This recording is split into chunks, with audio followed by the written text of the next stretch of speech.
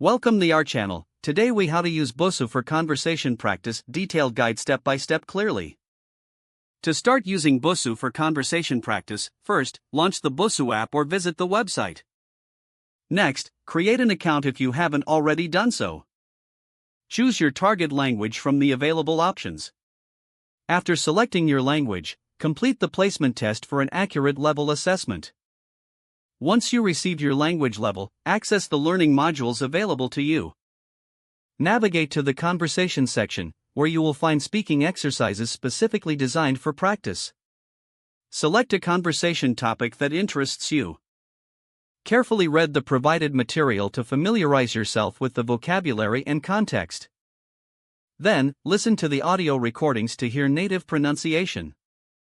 Afterward, practice speaking by recording your own voice in response to the prompts. Review your recording to assess your pronunciation and fluency.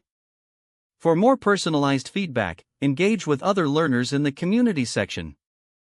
You can participate in language exchange with native speakers for real-time practice. Use the chat feature to communicate and set up virtual conversation sessions.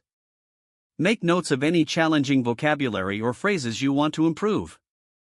Regularly schedule your conversation practices to build consistency. Lastly, track your progress over time to see improvements in your speaking skills. If the page does not load, refresh the browser or try again in a private or incognito window.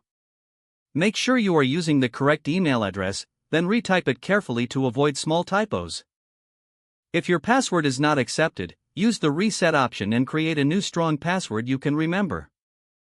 Check your spam folder for verification or security emails, then complete any requested confirmation steps.